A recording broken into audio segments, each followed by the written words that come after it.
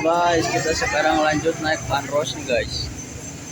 Jadi naik bandros keliling-keliling Bandung nih guys. Dari mana ini? Naik yo, ini namanya bandros. Bandros itu bukan kue. Bukan kue bandros. No. Kendaraan yang mirip di Eropa nih guys.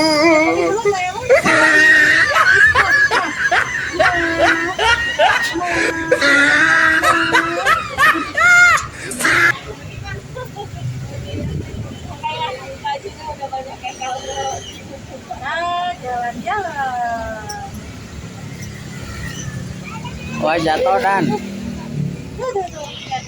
Bandros tuh yang kayak gini nih guys. Ini dia nih bandrosnya.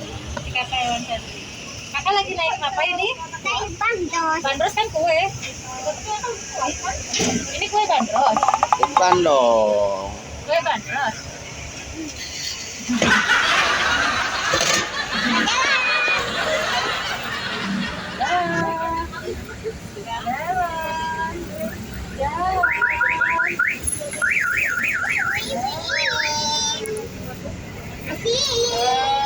Oke, Bapak Ibu akan datang karena ada penumpang tambahannya. Jadi saya harus memperkenalkan diri dari awal lagi. Ya, karena saya tadi ada penumpang juga dari kursi biologi. Kalau Bapak Ibu akan datang yang barusan naik, belum kenalan sama saya, belum kenalannya. Jadi kita harus kenalan dulu. Oke, sebelumnya Assalamualaikum warahmatullahi wabarakatuh. Waalaikumsalam. Selamat sore semuanya. Sampurasun. Sampai. Oke, sudah siap semuanya? Siap. Pastinya udah ya. Kalau begitu, sebelum kita lanjut keliling kota Bandung naik bandros, saya memperkenalkan diri terlebih dahulu. Perkenalkan, nama saya Septiani Utoyo. Panggil aja Teh Utoyo atau Neng Utoyo, silakan. Saya di sini sebagai tour guide atau pemandu wisata. Saya dari HPI, Himpunan Pramu Wisata Indonesia. Saya di sini nggak sendiri, tapi ditemenin sama driver saya hari ini, namanya Kang Rian. Boleh disapa dulu Kang Riannya. Halo Kang Rian. Halo. Halo katanya. Kang Rian ini dari Dinas Perhubungan sama kayak Bandros ya. Dari Dinas Perhubungan aja. Oke, peraturannya di bandros simpel aja. Yang baru naik, kalau bawa anak-anak, diperhatikan baik-baik, tangan sama kepala dingin jangan sampai keluar. Dan yang paling penting, maskernya digunakan. Dan satu lagi, tidak boleh turun sembarangan juga ya. Kalau makanan minum boleh, tapi sampahnya tidak boleh dibuang sembarangan. Ada tempat sampahnya di bagian belakang kursi. Ya. Oke, dan kita juga di Bandung sampai belajar tentang sejarahnya kota Bandung ya, Bapak Ibu Kang Teteh. Tadi di sepotong, saya udah ngejelasin perjalanan yang tadi ya. Kalau sekarang kita ulang lagi. Nah, berhubung yang tadi penumpang yang tadi juga kita belum lewat sini ya. Jadi saya jelaskan ya sekarang. Sekarang kita lagi lewatin Jalan Bancuy. Bancuy ini dulunya adalah istal kuda atau bekas tempat peristirahatan kuda yang sebelah kiri tadi. Lalu selain ada istal kuda, yang paling bersejarah ada yang sebelah kanan. Situs penjara Bancuy, ada patung sedang duduk di sana. Ada ya? Oh iya yang tadi. Itu patungnya presiden kita yang pertama, Bapak Insinyur Soekarno. Kenapa ada di sana? Tentu saja karena Bapak Soekarno pernah dipenjara di sana dulu selama 8 bulan. Totalnya 1 tahun 2 bulan sebetulnya, karena menunggu sidangnya lumayan agak lama. Dan selnya itu hanya menyisakan sel yang pernah ditempati sama Bapak Soekarno dulu, namanya sel 05, yang ukuran selnya hanya 2,2 meter saja. Kalau patungnya kenapa duduk menyelang kaki, nanti saya jelaskannya di depan. Kalau sekarang kita ini masuk kawasan jalan ABC. Ini diambil dari singkatan yang tadi saya jelaskan di dalam kereta api ya Bapak Ibu. ABC ini singkatan dari Arabian, Bumi Putra, Cina atau Tionghoa. Di depan sebelah kanan ini ada masjid, namanya Masjid Alim Tijaz, yang tadi sudah kita lihat ya, Masjid Laut Sedua, sama seperti Masjid Alim Tijaz ini. Tapi memang beda yang mendirikan. Kalau Masjid Alim Tijaz itu didirikannya sama perkumpulan orang Tionghoa Muala, diresmikannya tahun 2010 sama Gubernur Jawa Barat, kalau itu namanya Bapak Nuriana. Dan selain Masjid Alim Tijaz, kalau sekarang kita mau melewati sungai, jalan ikoniknya kota Bandung. Yang dari jalan ini juga kota Bandung sampai sekarang punya julukan, yaitu kota Paris Penjapa. atau kota Paris di Pulau Jawa. Yogyakarta punya jalan apa namanya? Jalan Malioboro. Nah, kalau kota Bandung punya namanya jalan Braga. Braga. Kalau belok kanan Braga pendek, belok kirinya Braga panjang. Apa bedanya? Braga pendek Braga gaul pakai aspal, Braga panjang pakai batu alam. Masih pakai batu alam kalau Braga panjang ini. Nanti saya jelaskan batu alamnya di akhir jalannya ya. Nah, untuk jalan Braganya, yang namanya Jalan Braga udah pasti tempat yang bersejarah. Tapi buat anak-anak muda zaman sekarang, Jalan Braga bukan tempat bersejarah lagi, tapi sudah menjadi tempat buat selfie. Selfie betul. Betul. Udah pasti. Kecuali saya Kalau saya ke Braga bukan selfie kayak gini tiap hari. Kayak gini tiap hari. Dan ini spesialnya ya, kalau naik bandros ke Jalan Braga, buat bapak ibu kan katanya makin macet, makin lama di bandros makin puas. Tapi buat saya, makin macet, makin lama di bandros makin lemas. Oke, kita lanjut lagi. Nah, tempat-tempat yang dipakai foto-foto sama anak-anak muda di Kota Bandung bukan cuma satu tempat aja, tapi hampir semua tempat di Jalan Braga. Contohnya kayak yang sebelah kanan. Ini namanya Hersenoffice. Kebetulan lagi tutup karena memang jadwalnya hari Minggu tutup. Hersenoffice itu dari bahasa Belanda yang artinya rumah manis. Kalau sekarang jadi toko roti sumber hidangan, diganti namanya menjadi toko roti sumber hidangan. Kalau misalnya bapak ibu pengen cobain roti jadul atau es krim jadul, itu bisa jadi rekomendasi roti jadul dan es krim jadul. Dan yang uniknya lagi, resepnya itu masih sama, bangunannya juga pernah direnovasi tapi tidak menghilangkan bentuk asli dari bangunannya. Yang sebelah kirinya ada Cafe Junarisa. Yang bersejarah bukan kafenya Teresa, tapi yang sebelahnya ini yang sekarang jadi hangover. Dulu namanya Envy Herman. Envy Herman adalah toko yang dibuka pertama kali di Jalan Braga, yang didirikan tahun 1930. Sama seperti gedung yang di depan sebelah kanan. Nah, ini yang warna putih. Gedung Gas Tegara, ini juga tempat yang paling banyak dipakai buat foto-foto prawedding, entah itu prawedding atau yang selfie, pasti banyaknya di sini. Gedung Gas Tegara, yang sekarang Gedung Gas Tegara ini sudah dialihfungsikan menjadi restoran Gastro Meat and Grill namanya. Nah itu. Sebelum dijadikan restoran, dulunya Gedung Gas Tegara ini adalah kantor pemasaran pabrik gas, yang juga sama seperti environment tadi, didirikannya tahun 1930. Kenapa udah jadi restoran kok namanya masih ada kata gasnya? Itu karena persyaratan dari pemerintah Kota Bandung. Gedung Gas Tegara boleh dialihfungsikan jadi apapun, tapi syaratnya satu, yaitu tidak boleh menghilangkan kata gasnya. Makanya dalam nama restorannya pun masih ada kata gasnya, yaitu Gastro Meat and Grill. Love you too. Mohon maafin saya. Itu lanjut lagi. Selain Gastro Meat and Grill yang sebelah kanan, ini restoran pertama di Kota Bandung yang juga jadi tempat makan favoritnya Eyang B.J. Habibie. Namanya Moisong Bohrayan, atau sekarang jadi restoran Braga Permai. Moisong Bohrayan itu namanya dari bahasa Prancis, artinya kudapan manis. Kalau untuk asal muasal nama jalan Braganya diambil dari bahasa Sunda, dari kata ngabaraga atau ngumbaraga, yang artinya senang memperlihatkan atau senang memamerkan. Uniknya lagi yang tadi saya bahas di awal, jalan Braga panjang nggak pakai aspal, tapi pakai batu alam. Ini namanya batu andesit. Batu andesit ini fungsinya untuk penyerap air. Batunya dikirimkan langsung dari Gunung Melayang, yang juga digunakan untuk bahan membuat candi. Kenapa TUT Jalan Braga Panjang pakai batu alam, nggak pakai aspal aja? Namanya juga jalan ikoniknya Kota Bandung. Yang namanya ikonik tentu saja harus punya ciri khas. Oke, kita lanjut lagi. Setelah Jalan Braga, sekarang kita masuk kawasan Jalan Sunia Raja. Kalau Jalan Sunia Raja, ini adalah tempat kelahirannya pahlawan Bandung Lautan Apik, namanya Bapak Muhammad Toha. Patungnya nanti ada di depan.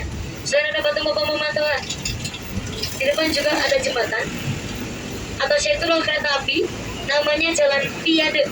Diambil dari istilah bahasa Belanda viaduct, artinya jalan di atas kanal atau sungai buatan.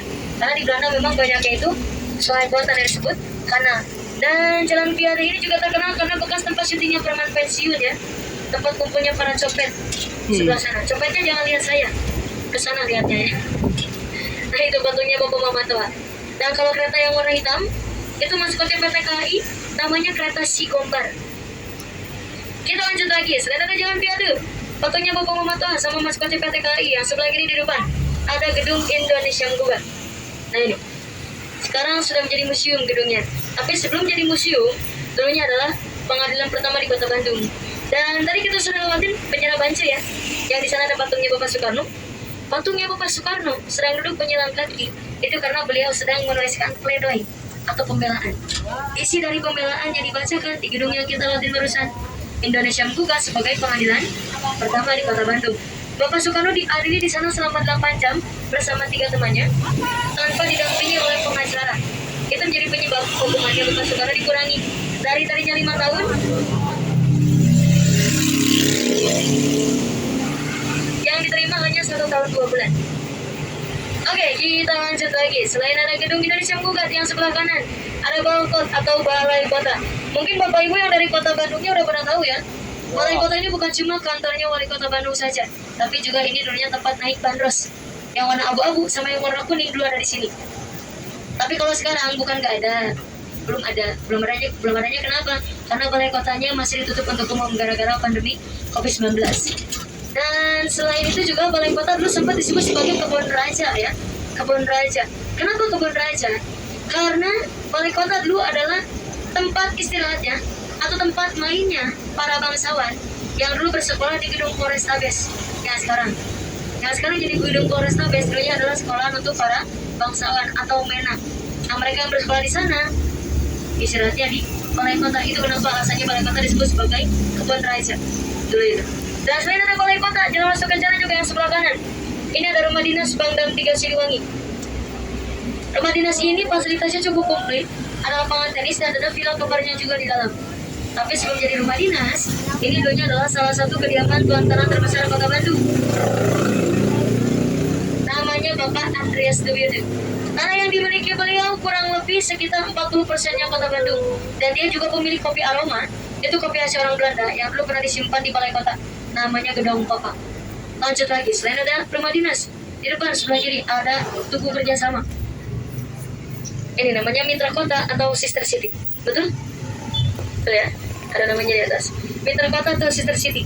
Ini tugu kerjasama antara kota Bandung dengan kota Braunschweig dari Jerman. Sebetulnya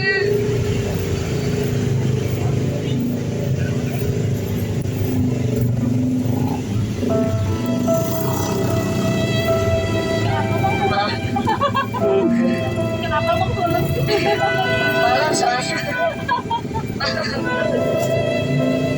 resiko jadi gate terus kayak gini.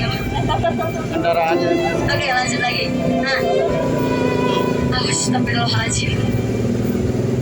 Lanjut guys.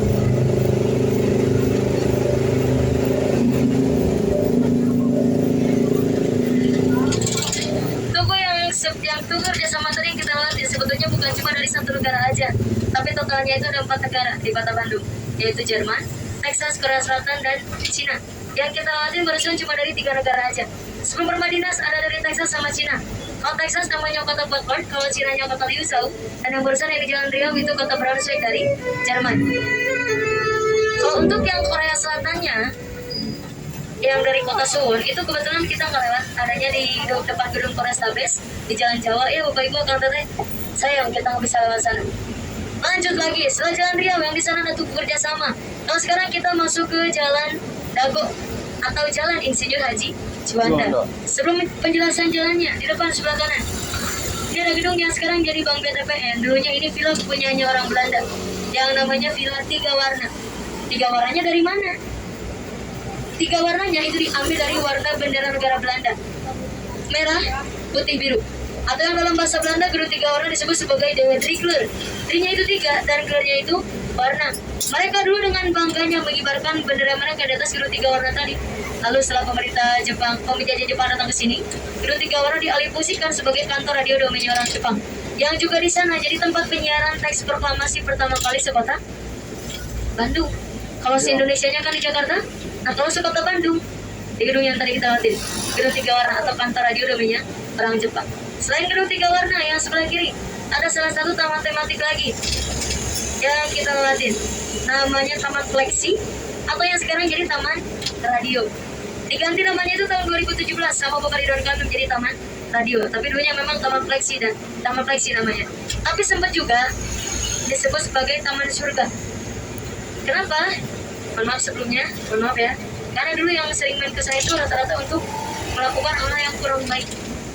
Nah, makanya disebut Taman Surga. Tapi kalau sekarang udah nggak ada lagi. Sekarang udah nggak ada kayak gitu. Anak-anak udah zaman sekarang kalau main ke teman-teman di Kota Bandung bukan buat yang ngelakuin yang gak benar.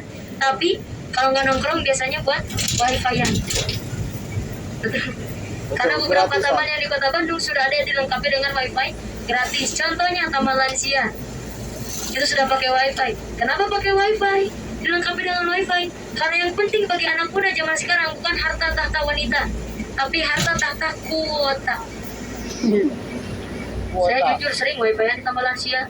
Apalagi kalau pulang ke Bandung masih siang, pasti wifi-an dulu. Kita Lansia. Karena saya mikirnya kayak gini, Pak Ridwan Kamil udah ngasih fasilitas wifi gratis, masa nggak dimanfaatin sama warganya? Betul? Betul. Salah satunya saya yang paling banyak memakai fasilitas wifi yang disediakan sama Pak Ridwan Kamil. Nanti kita lewatin Taman Lansianya. Tapi sebelum ke Taman Lansia, kalau untuk asal-muasal nama jalan Dagonya tadi, dari bahasa Sunda juga, sama seperti Braga. Dago dari kata ngadagoan, yang bahasa Indonesianya Nunggu. menunggu. Tapi sudah lama diganti kan namanya menjadi Jalan Insinyur Haji Juanda. Tetap aja kita diganti juga. Orang Bandung mah tetap manggilnya Jalan Dago. Kenapa Jalan Dago? Itu karena orang Sunda, orang Bandung rata-rata gak mau susah, gak mau ribet. Jangankan nama jalan, buktinya nama makanan pun sering disingkat. Cimol Cireng Basreng, singkatan. Bukti nyatanya yang sebelah kanan gedung sate. Ini bukti nyata orang kota Bandung, orang Sunda gak mau susah, gak mau ribet. Nama aslinya dari bahasa Belanda. Karena dari bahasa Belanda lumayan agak panjang, diganti di gedung sate karena ada ciri tusukan sate di atas atapnya. Kita hitung dulu sama-sama. Yang di atas itu ada berapa satenya? Betul sekali. Yang jawab betul saya kasih hadiah. Turun duluan. Enggak, tapi betul kok jumlahnya ada 6. Dan angka 6 itu lambang dari modal awal pembuatan gedung sate sebesar 6 juta gulden. Kalau dirupiahkan kurang lebih sekitar 44,5 miliar rupiah zaman dulu. Yang jadi satenya bunga lotus menurut orang Tionghoa simbol dari perdamaian. Kalau untuk yang jadi tusukan satenya itu adalah penangkal petir. Dan nama aslinya gedung sate dari bahasa Belanda lumayan agak susah. Khabar teman berjuraipan gimana? Kuman. Nah ini buktinya. Dari tadinya khabar naman berjuraipan, namanya diganti jadi gedung sate atau nama panggilannya GB ya. GB itu diambil dari nama aslinya, terlalu sulit kan? Makanya diganti. Khabar naman berjuraipan itu artinya kantor pusat pemerintahan. Lanjut lagi, selain gedung sate, nah ini taman lansianya, taman masa depan saya. Taman Lansia. Yang udah pakai wifi, salah satu taman yang sudah pakai wifi. Selain taman lansia yang sebelah kirinya ada museum geologi. Ada yang sudah pernah main ke museum geologi? Sebelum atau sesudah pandemi? Belum. Sebelum? Oh, berarti udah lama banget ya. Kalau mau kesini lagi sudah bisa. Tapi kalau sekarang memang sudah tutup ya. Jam bukanya itu dari jam 10 sampai jam 3 sore. Kalau mau masuk lagi ke museum geologi sudah bisa. Museumnya sudah dibuka lagi untuk umum dan tentu saja protokol kalau mau masuk ya. Protokol. Bayar tiket masuknya kalau dulu 3.000, kalau sekarang katanya 2.000. Tapi tetap murah kan? Terjangkau. Dan museum geologi juga itu jadi salah satu museum terbesar se Asia Tenggara yang didirikan tahun 1928 dan sebelumnya adalah laboratorium yang khusus untuk peneliti batuan mineral dan fosil. Selain museum geologi yang sebelah kanannya barusan ada gedung Dwi Warna. Gedung Dwi Warna ini dulunya kantor tempat pengambilan dana pensiunnya warga di seluruh Indonesia dan juga pernah menjadi kantor sekretariatnya KLA dulu ketika diadakannya konferensi Asia Afrika, tapi hanya untuk sementara waktu saja. Dan karena kita sudah mau sampai di Center Geologi, buat Bapak Ibu yang tadi naik di sini, saya mau bilang terima kasih sudah naik bandros. Satu lagi kedatangannya, terima kasih banyak. Yang pernah bosan naik bandros ya Bapak Ibu akan teteh. Terima kasih banyak. Kalau yang tadi naik dari alun-alun, ditunggu di sini ya, karena pembayarannya nanti ada tiketingnya naik ke atas. Yang udah lagi ini kan.